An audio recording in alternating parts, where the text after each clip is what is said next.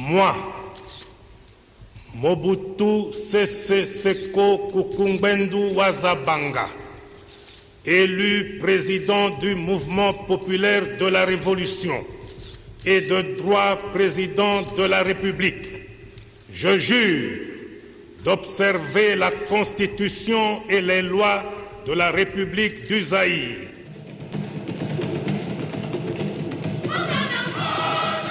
En pleine colonisation, Mobutu naît au Congo belge, au cœur de la luxuriante forêt équatoriale, dans un pays de démesure, au sol et au sous-sol infiniment riches.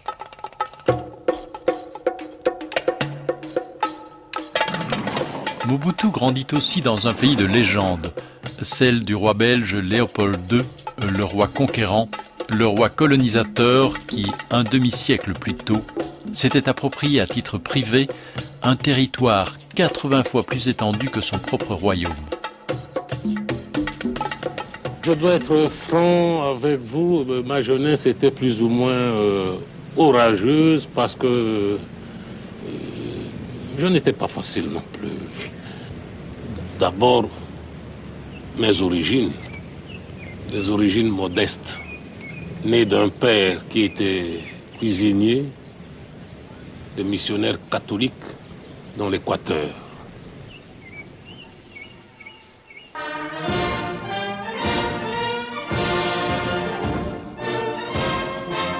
Embrigadé de force pour cause d'indiscipline au cours de ses études chez les pères missionnaires, Mobutu fait l'apprentissage de la soumission et des humiliations de l'armée coloniale pendant 7 ans.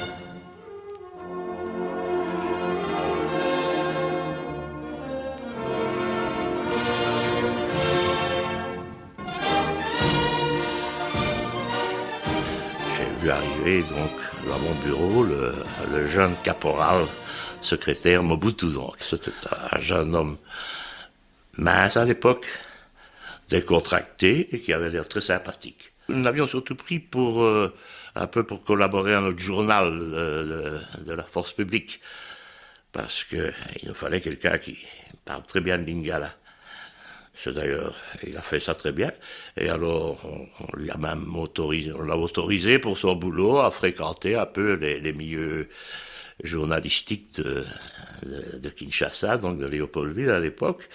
C'est comme ça qu'il a fait la connaissance de beaucoup de personnalités locales. Leaving the army, I believe after 7 years in service, he became a journalist in a normal public newspaper, if you will, but he also worked nights writing articles for an underground newspaper, which was favored independence. À 28 ans, Mobutu a le rare privilège d'effectuer un stage de journalisme durant l'exposition universelle de Bruxelles. Les Congolais en particulier étaient très contents ces jours-là et tous sont bien habillés.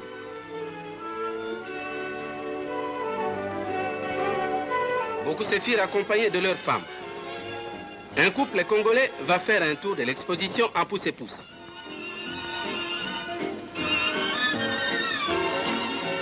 Les voilà en route. Ils sont souriants et très curieux des belles choses qu'ils voient autour d'eux. Représentant des autochtones en quelque sorte dans la rédaction de l'Avenir. Et quelle est la réaction des autochtones vis-à-vis de vos articles ou vis-à-vis du journal? La réaction, n'est-ce pas, est nuancée parce que quand aujourd'hui, par exemple, je prends position sur un problème bien déterminé, tous mes lecteurs sont d'accord avec moi. Je vais vous citer un cas. Oui. Il y a 3 mois, j'ai pris position sur un problème, n'est-ce pas, de salaire, sur le problème des salaires. Tous mes lecteurs étaient avec moi parce que j'ai trouvé que les salaires des ouvriers congolais étaient bas. Le lendemain, quand j'ai dit à mes lecteurs qu'il fallait aller doucement dans les revendications, n'est-ce pas? Oui, il faut être prudent. Et ils ont trouvé, n'est-ce pas, que j'étais traître, n'est-ce pas, je trahissais la cause, n'est-ce pas, des Congolais. Le métier journaliste n'est pas tout pour, je vois. On va par là, n'est-ce pas, que le public vogue, enfin. De retour au Congo, Mobutu est un des seuls journalistes à témoigner des émeutes et des manifestations anticolonialistes des Congolais.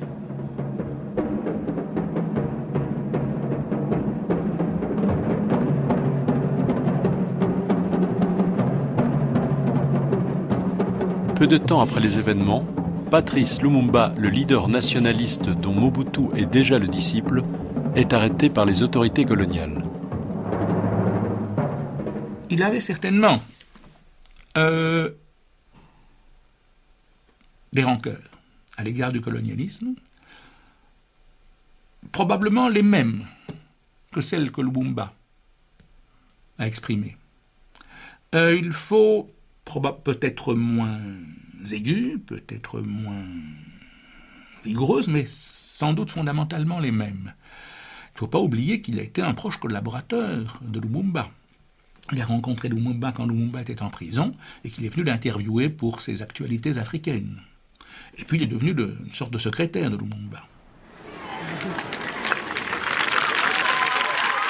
Un an plus tard, libéré de sa prison, Patrice Lumumba, le héros du peuple congolais, arrive à Bruxelles pour y négocier l'indépendance de son pays. Mobutu est au premier rang de ceux qui l'accueillent. Du journaliste que j'étais, cette rencontre avec Lumumba m'a conduit à m'occuper plus de la politique que de tout le reste.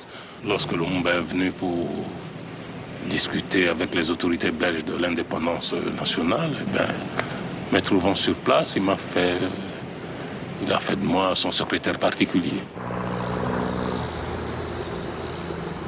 Lors des négociations indépendantistes, dans les coulisses du palais royal, Mobutu côtoie enfin ce jeune monarque du même âge que lui, avec déjà un destin historique, le roi Baudouin.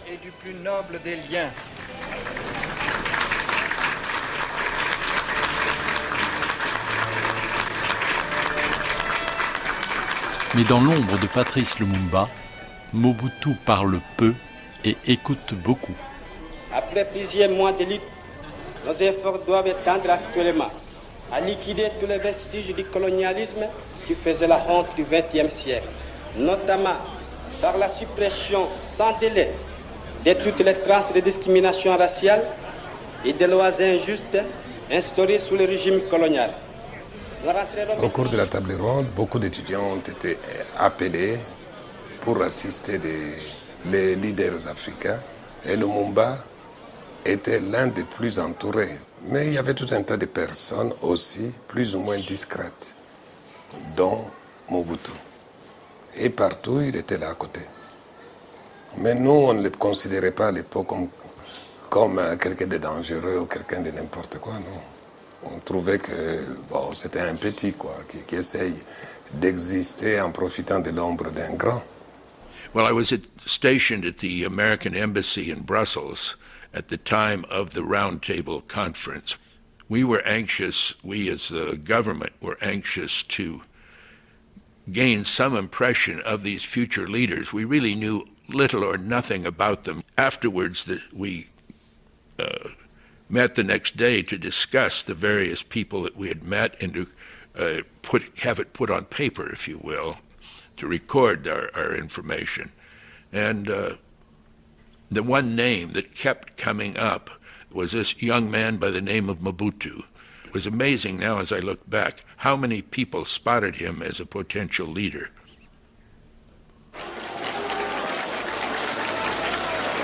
Peuple congolais, mon pays et moi-même, nous reconnaissons avec joie et émotion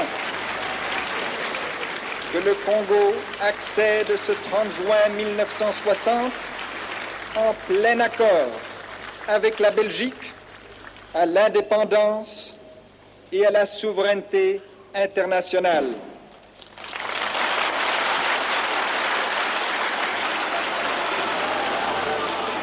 La première République du Congo indépendant est dirigée par le président Joseph Kasavubu et par le premier Premier ministre Patrice Lumumba, qui, quand il forme le premier gouvernement, nomme Joseph Désiré Mobutu secrétaire d'État. En fait, l'armée se trouvait sans aucun commandement. Et dans le bureau de Lumumba, il y avait son secrétaire, qui était l'homme Mobutu. C'était le seul homme qui avait une petite texture militaire. Et c'est comme ça, dans le bureau, en cherchant, il avait dit, toi, toi, tu tu prendras le commandement de l'armée. C'est comme ça qu'il est devenu commandant en chef de l'armée. C'est parce que le hasard était voulu, qu'il était à un endroit voulu, au moment voulu, comme Lumumba a dû prendre la décision. C'était le seul qu'il avait sous la main qui avait une formation militaire. Il a été désigné à ma place de chef d'état-major de la force publique. Donc, qui s'appelait ANC à partir de ce jour-là. Et alors, j'ai commencé mon rôle d'assistant technique. C'est-à-dire que je suis resté dans mon bureau, lui s'était installé dans le bureau du commandant en chef, et nous avons essayé, tant bien que mal, de remettre de l'ordre dans les affaires. Donc, après qu'il ait été votre subordonné, vous êtes devenu... Je suis devenu je dirais pas son adjoint, son conseiller technique, théoriquement.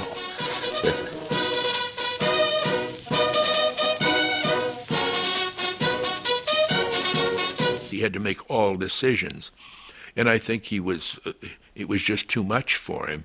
He was under constant pressure. He got in the habit of keeping a bottle of whiskey on his desk, and he would take a shot, just pick up the bottle and drink from it. And it was clear to me that he was losing his mind, that if he failed at this time, that the Congo would fall into the hands of the Soviets, and I did not. Certainly my country didn't want it. I didn't want it. It was the height of the Cold War. And he kept ignoring this recommendation, and as I'd talk with him, he'd pick up his bottle and drink from it, and I finally just snatched it away and smashed it across his desk. In rather strong terms, said, you'll either stop drinking or you will fail. À peine était-il nommé colonel que des gens se sont présentés pour le soudoyer. Ne fût-ce que sa voiture, je ne citerai pas de nom, mais les solliciteurs étaient nombreux et en général, ils venaient les mains chargées de présents. On l'a très vite éduqué à la corruption, sinon active, du moins passive. Il a dès le début, au lieu d'user d'autorité militaire, disons, il a plutôt toujours essayé d'arranger les choses par l'argent. Une enveloppe, enfin. Hein.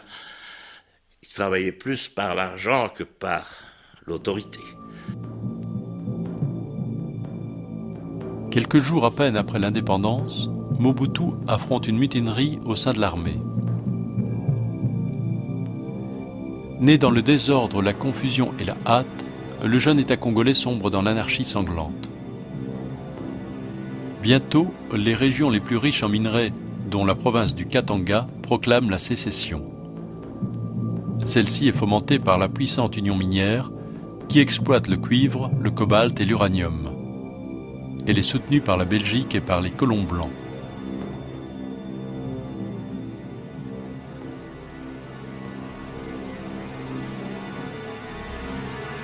En ces temps de guerre froide, c'est l'éclatement du pays qui s'enlise dans la violence, ce qui entraîne l'intervention des Nations Unies.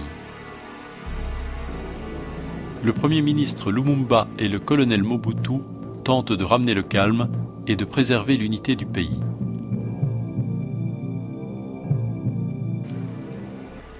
Lumumba affirme très vite son indépendance vis-à-vis de l'ancienne puissance coloniale. Il l'accuse de fomenter les troubles. Tandis que Mobutu affirme sa fidélité aux puissances occidentales et accuse Lumumba de sympathie communiste. It must have been somewhere between the 12th and the 15th of August that the United States adopted a position that it would be preferable for a new government to come to power, i.e. that Lumumba should go. Decision was made at a very high level. I was told at the time it came from the President of the United States, but I have no way of proving or disproving that statement, that Lumumba should be physically removed. This was never sent to me on paper. I received an instruction that a person who would identify himself as Joe from Paris would arrive. I would recognize him, that he was a CIA officer, that I would recognize a senior CIA officer, and when I met him, I was to take my instructions from him. And one day I went out of the embassy going somewhere, And standing across the street was a man that I recognized. And he told me that it had been decided that Lumumba had to go, and if he could not go politically, that he had to be physically removed. L'armée prend le pouvoir au Congo ex-belge. Allô, allô, chers compatriotes, ici c'est le colonel Mobutu Joseph, chef d'état-major de l'armée nationale congolaise, qui vous parle de Léopoldville. L'armée nationale congolaise a décidé de neutraliser le chef de l'État jusqu'à la date du 31 décembre 1960. Comme chacun pourra dès demain s'en rendre compte, il ne s'agit pas d'un coup d'État militaire, mais plutôt d'une simple révolution pacifique. L'armée va aider le pays à résoudre tous ces différents problèmes qui deviennent de plus en plus aigus. Vive le Congo, vive l'armée nationale congolaise. Le colonel Mobutu abat ses premières cartes au grand jour. Ses soldats encerclent la maison du Premier ministre. Patrice Lumumba est placé en résidence surveillée. Quel jeu joue monsieur le colonel Mobutu? Ça a été votre homme de confiance quand même, Mobutu? Oui, ça a été un homme de confiance. Mobutu, il était mon secrétaire attaché au bureau de Bruxelles. Au moment de la formation du gouvernement, je l'ai fait venir ici. Je lui ai confié un poste important dans le gouvernement, secrétaire d'État à la présidence. Personnellement, je ne comprends pas son acte. Il a sa conscience. Croyez-vous à une réconciliation prochaine? Moi, je suis franchement pour la réconciliation. Au besoin, l'armée l'imposera. Il dit que je suis un perdant, mais au contraire, toute la campagne faite contre moi est interprétée par le peuple congolais comme une campagne contre le renversement du gouvernement, une campagne contre l'indépendance que nous venons de conquérir. Dès qu'il avait l'occasion, il humiliait le plus possible. C'était une façon de se venger de sa jeunesse à lui. Lumumba, c'était son père spirituel. Oui. C'est celui qui l'a fait devenir chef d'état-major. Donc c'était les grands, alors que lui n'était rien. Et alors à ce moment-là, dès qu'il a pu l'avoir, il a tout fait pour l'humilier, le réduire à zéro. Il y avait un désaccord avec Lumumba. Certains procédés que je n'approuvais pas. Par exemple, il pouvait, comme ça, sans me prévenir, aller dans un camp militaire et procéder à des nominations. Un tel caporal devenait lieutenant, tel sergent passait capitaine, commandant, et il signait devant les troupes à mon insu. Et puis ça ne pouvait pas me faciliter la tâche. Et comme je suis de nature qui aime l'ordre, j'ai remis de l'ordre. C'était ma façon de réagir. Pas contre la personne de Lumumba, mais parce que je n'aime pas le désordre. Et Lumumba, à ce moment, a disparu. Oui, c'est cela.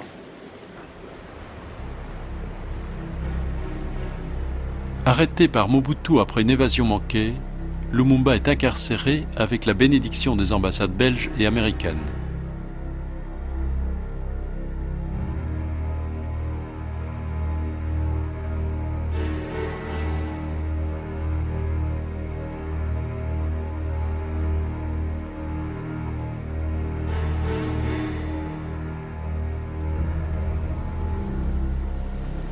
Quelques semaines plus tard, le colis, surnom de code donné aux prisonniers, sera envoyé dans la province du Katanga. Au cours de ce voyage, Lumumba et ses compagnons seront victimes de cruels sévices.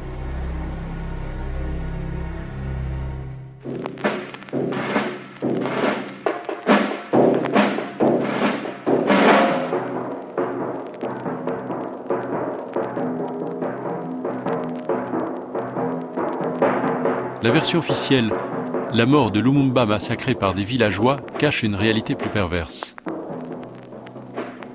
Sauvagement assassiné par les autorités locales dès son arrivée, son corps disparaît, sans doute enterré quelque part en brousse.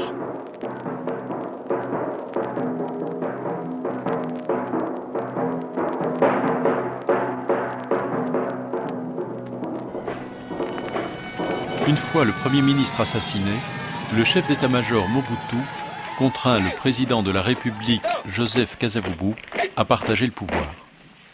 Le pouvoir n'existait pas, le pouvoir était inexistant. Alors, l'armée a cru de son devoir de faire quand même quelque chose pour le prestige de ce pays. C'est ce que nous avons fait. Et tout le monde, à mon avis, on était content et doit en être content.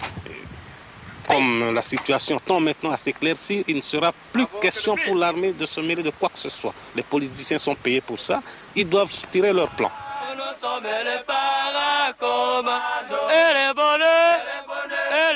Aux commandes de l'armée, Mobutu doit affronter une nouvelle rébellion.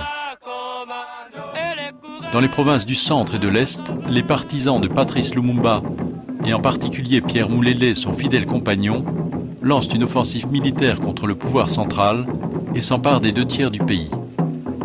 Ils sont soutenus par la Chine et l'Union soviétique.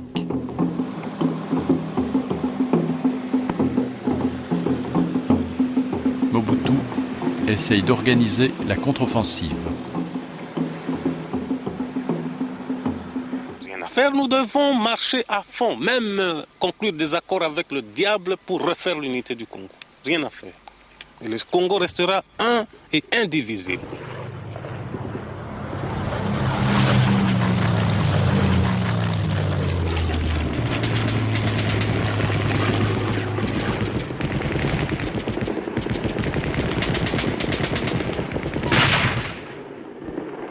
J'ai toujours mes troupes en main. Je ne serai jamais dépassé par la situation. Vous pouvez être certain que l'ordre doit régner et l'ordre régnera.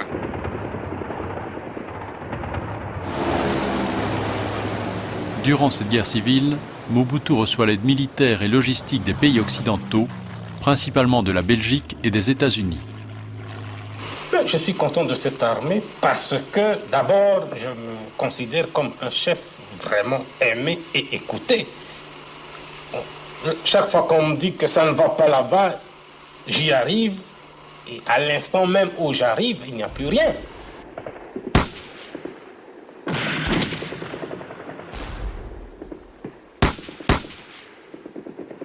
Il y avait un peu de découragement, de démoralisation un peu au début du côté des troupes. Et pour le moment, le moral est au zénith.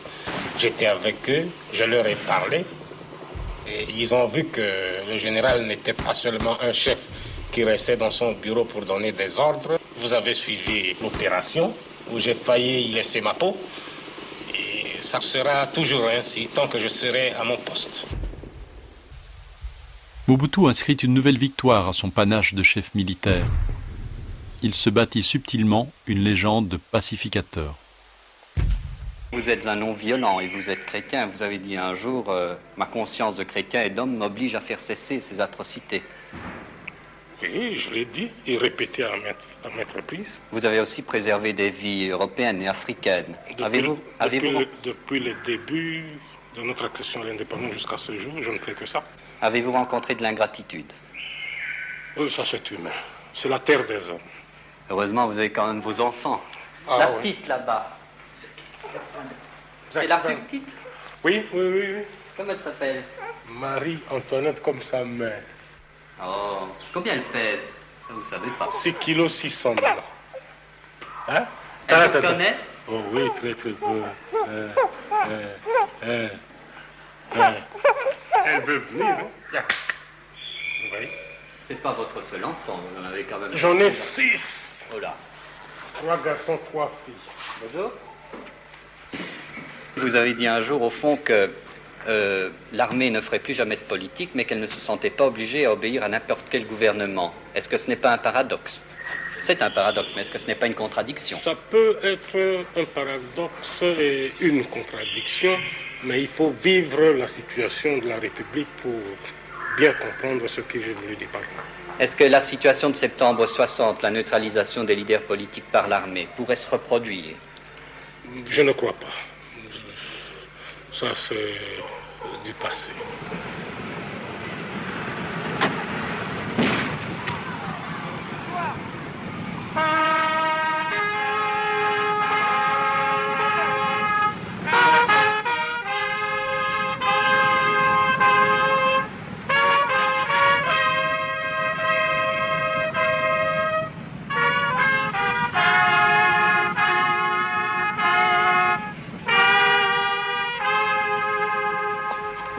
Lieutenant général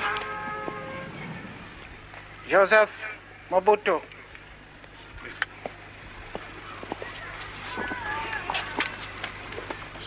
Le général-major Mobutu, Joseph Désiré, ici présent, est nommé lieutenant général de l'armée nationale congolaise, général-major, colonel, lieutenant-colonel. Nommé aux plus hautes fonctions de la hiérarchie militaire, Mobutu rêve désormais du pouvoir suprême qu'il doit cependant partager avec le Premier ministre et le Président de la République. Pour le bien du service et le respect de la discipline militaire. Général Mobutu, dans les circonstances politiques actuelles, l'armée est-elle neutre? Elle est neutre et elle le restera.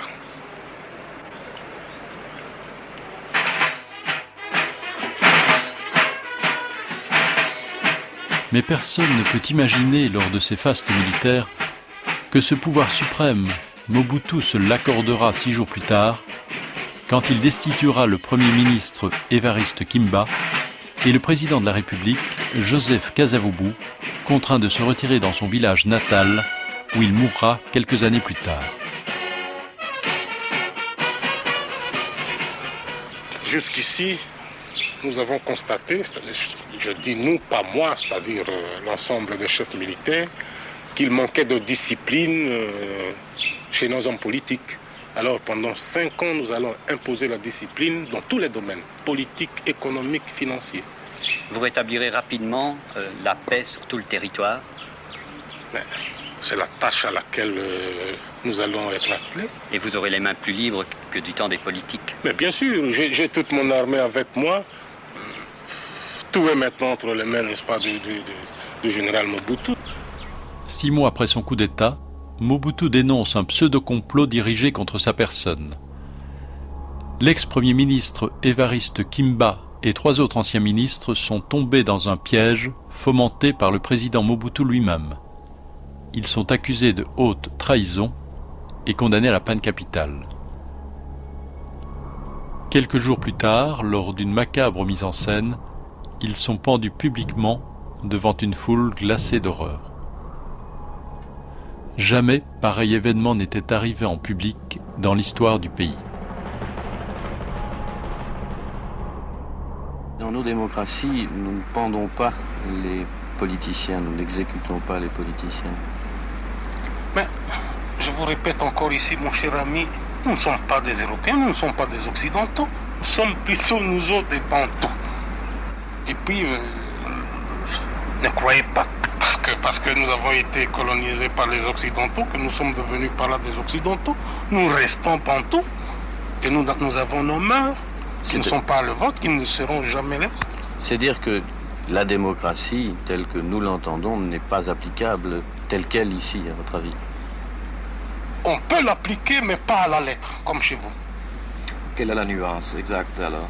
La nuance, c'est que chez nous, le respect dû à un chef, par exemple, c'est quelque chose de sacré. On ne peut pas jouer ou blaguer avec un chef. Lorsqu'un chef décide, il décide, un point, c'est tout. J'ai décidé au nom du haut commandement que nous sommes au pouvoir pour 5 ans. Et un point, c'est tout. Il n'appartenait plus à un groupe de politiciens d'aller se mettre du côté des financiers pour provoquer encore des désordres ou des troubles dans ce pays. Ils l'ont fait, il fallait un exemple. Cette pendaison a eu une grande signification pour tout le monde. Parce que c'était un signal clair, lancé à l'intention des politiciens et qui disait c'est moi le patron. Tout quiconque ne sera pas d'accord avec moi, eh bien, je pourrai le pendre. Personne ne fera jamais rien, je resterai patron.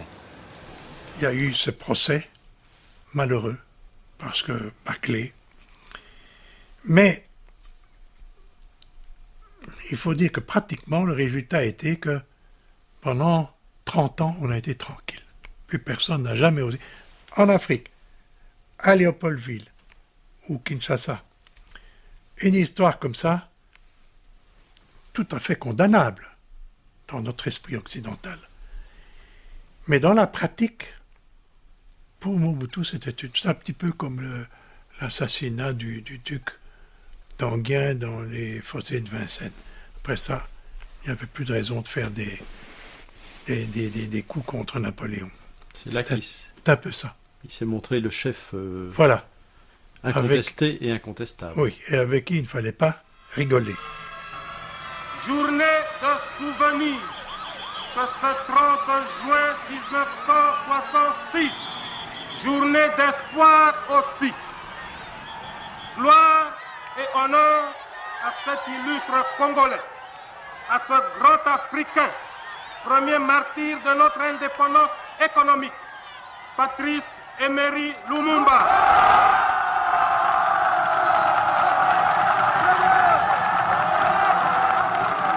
Ironie de l'histoire, 5 ans après l'assassinat de Lumumba et 6 mois après son coup d'État, Mobutu a réhabilité sa victime. Why did Mobutu why did he make a national hero of Lumumba? Purely cold politics. Times had changed. He wished to show that he allied himself with the real liberators of the Congo, the men who had brought about independence. Fin 1966, la plupart des chefs rebelles ont abandonné le maquis. Le plus radical d'entre eux, Pierre Moulélé, trouve refuge à Brazzaville, capitale du pays voisin. Cet ex-ministre de l'Éducation nationale du gouvernement Lumumba accepte la proposition d'amnistie de son vieil ennemi, le général Mobutu.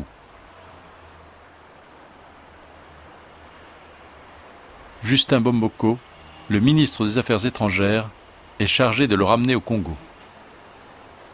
C'est dans ce cadre que je me suis rendu à Brazzaville. J'ai négocié le retour de Moulélé avec cette garantie que Moulélé, revenant ici, jouirait, n'est-ce pas, de cette fameuse loi d'amnistie. Le général Bobozo et les autres généraux sont allés chercher Moulélé chez moi de force à la maison et l'ont amené à une destination inconnue. Qu'est-il devenu? Vous avez pu en parler avec le président? Qu'est devenu Moulélé à partir de ce moment-là? À partir de ce moment-là, ils ont tué Moulélé. Convaincu que Mobutu ne pouvait manquer à sa parole, Pierre Moulélé n'avait pas prévu la traîtrise. Il sera torturé et massacré par les hommes de main de Mobutu. Ainsi disparaît un des derniers lumumbistes, un des derniers rebelles des années 60. Les léopards n'attaquent pas des faces en général. Ce n'est pas par sa force physique. Très souvent, des gens se promènent et le léopard est dans l'arbre. Et de là, il saute sur vous. Il y a toujours un caractère traître. Il sait manipuler les sentiments humains comme l'homme. Il parle comme un homme, mais c'est un fauve, un félin. Et cela va lui permettre de jouer et de rester au pouvoir pendant très longtemps.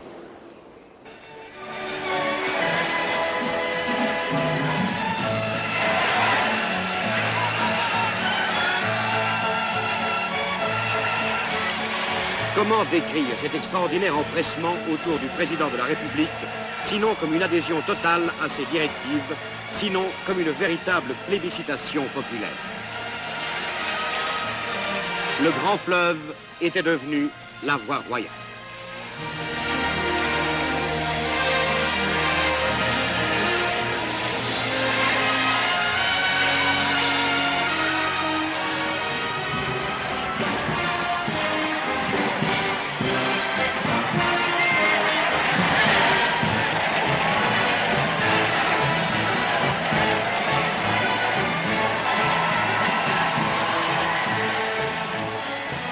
Je suis toujours dans le peuple, en train de lui fournir des explications, de lui rendre compte de mon action, parce que c'est mon juge, le seul juge à qui je dois rendre des comptes, c'est mon peuple. Il avait un très grand charisme. C'était un séducteur. Il séduisait tout le monde. Blanc, noir, jaune, tout le monde était séduit par son attitude. J'ai l'impression que Mobutu était un homme qui avait le sentiment que des forces cosmiques se concentraient en lui. C'était visiblement un homme qui avait le sentiment d'être prédestiné et de bénéficier des forces célestes.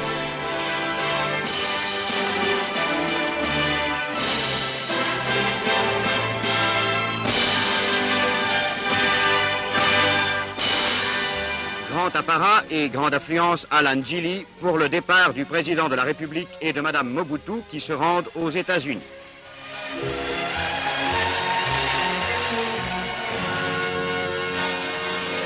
Dès le lendemain, à Washington, il était attendu protocolairement sur la pelouse de la Maison-Blanche par le président et Madame Nixon.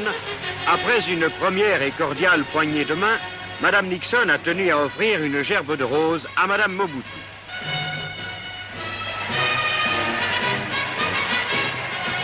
Le président et Madame Mobutu étaient les hôtes d'honneur du président et de Madame Nixon.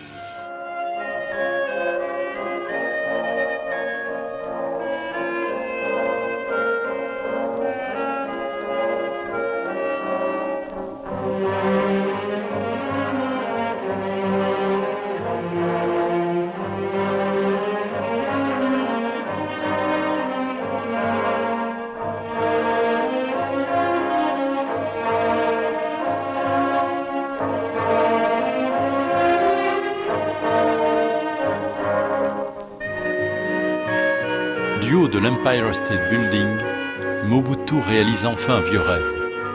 Être un grand parmi les grands de ce monde.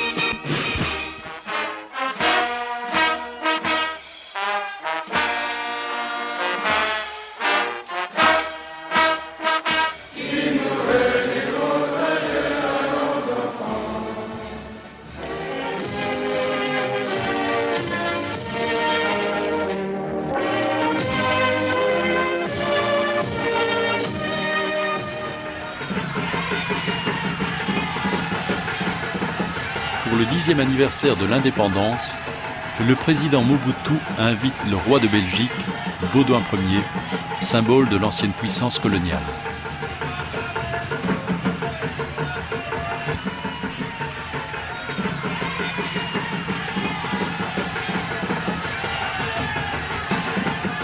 Mobutu est tout sourire, apaisant, frais et clinquant. On dirait qu'en tout point, il tient à ressembler au monarque belge.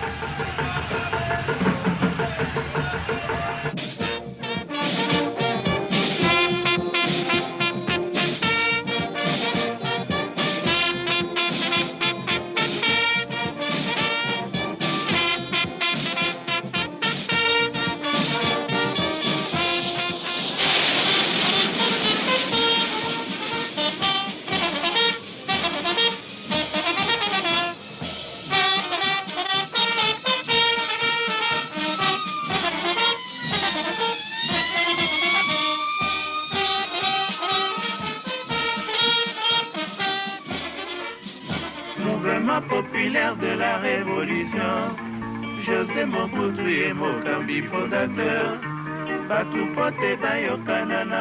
Pour consolider son pouvoir, le président Mobutu crée le MPR, le Mouvement populaire de la Révolution, le parti unique à sa totale dévotion. Il s'en autoproclame le père fondateur.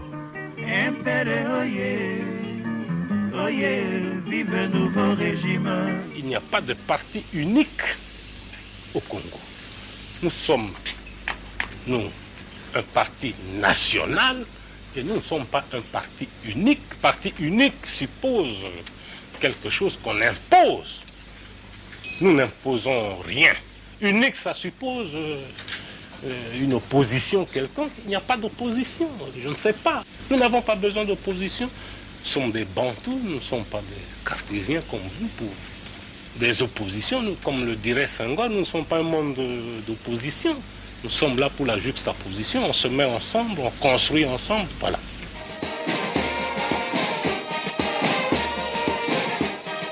L'adhésion au parti est obligatoire pour tous les citoyens, y compris, selon les slogans officiels, les ancêtres et même les fœtus. Et là, je dois vous dire aussi que le MPR a été une espèce de pieuvre, si on peut dire, qui dirigeait tout. Et ça allait tellement loin qu'on naissait zaïrois, on naissait membre du MPR.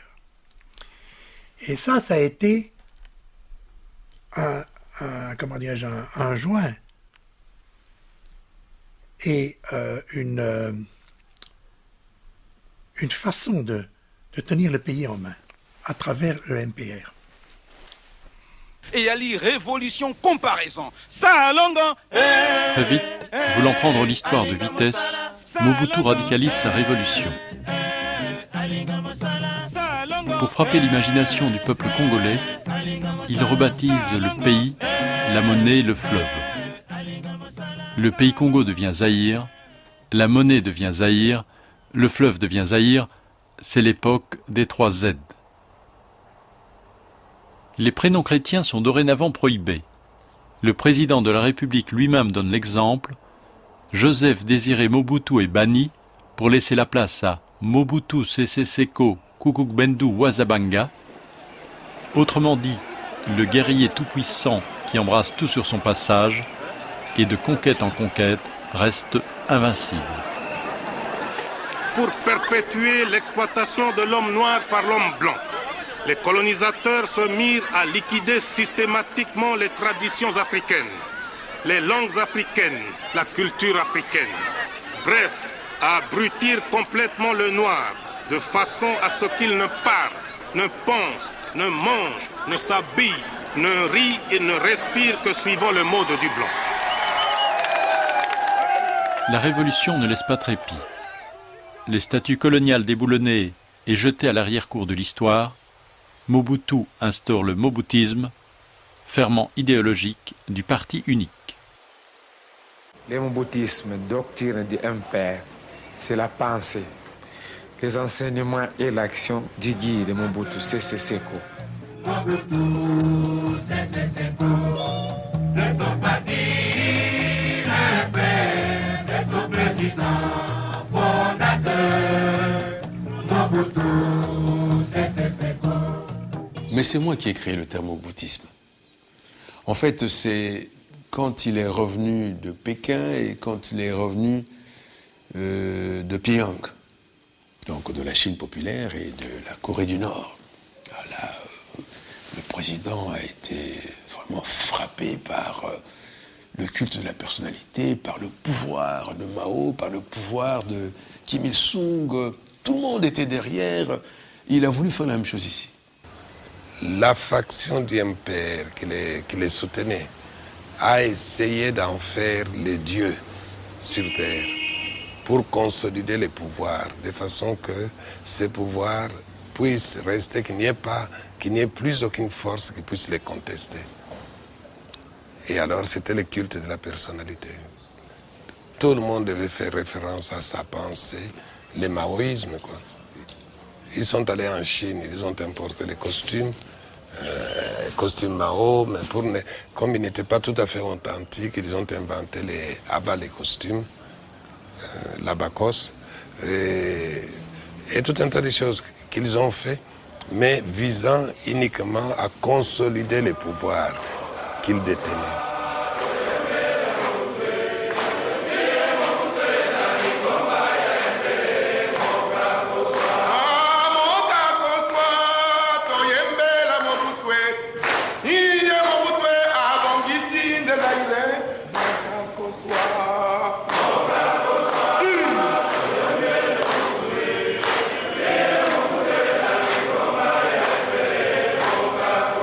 Impere C'est servi. Non. C'est servi. Non. Nous chanterons et danserons. Pour honorer notre guide et lui exprimer notre amour. Nous chanterons et danserons. Pour honorer notre guide et lui exprimer notre amour. L'authenticité est notre philosophie politique. Nous voulons être nous-mêmes et non ce que les autres voudraient que nous soyons. La République du Zaïre! Zaïre! Zaïre! Zaïre! Mobutu oye! Mobutu oye! Iyo Mobutu elima, iyo Mobutu elombe, iyo Mobutu mobilisé, iyo Mobutu mobongisé, iyo Mobutu mosikolier, iyo Mobutu le bâtisseur, iyo Mobutu le créateur. La concentration des pouvoirs, les louanges, la gloire, la popularité, tous les médias mis au service d'un seul homme. Moi, je l'ai fait, mais je ne pensais pas que c'était mauvais à l'époque. Mais là, le Congo était le plus grand village. Partout où il passait, il voulait qu'on chante, qu'on danse en son honneur. C'est ce que j'ai fait faire, puisque j'étais responsable de la mobilisation, propagande et animation politique du parti-État de l'époque. Il aimait ça, il adorait ça. J'ai pris la photo de Mobutu, je l'ai mise dans les nuages. Et avant le journal télévisé, on voyait Mobutu surgir des images, comme un dieu, effectivement. Parce que les enfants, les petits, croyaient qu'il était effectivement Dieu, puisqu'il sortait des images. À chaque journal télévisé. Quand je l'ai fait, il était tellement content. Il m'appelait, il dit, mais mon cher, c'est ce que tu dois faire. C'est bien comme ça, continue comme ça. Mais moi, je lui disais, je le fais pour le développement du pays. Oui, continue.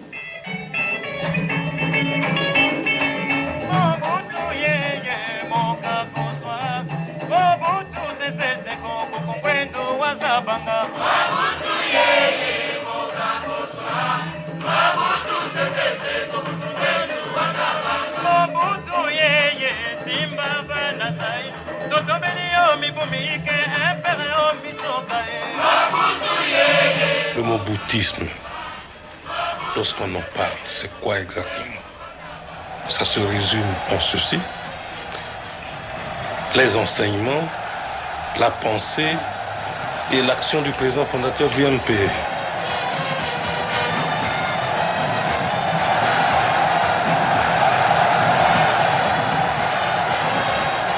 Mobutu, à un moment donné, il se prenait vraiment pour...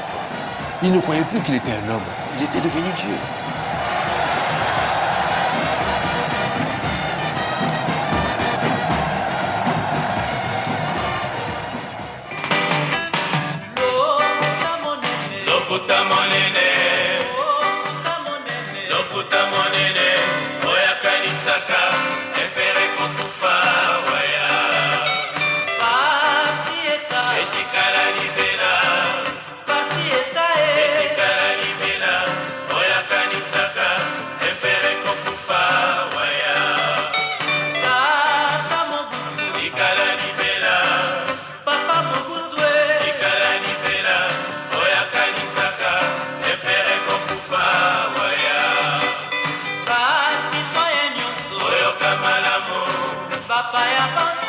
Oyo kamalamu, oyo alingaka, bitumba enzonga.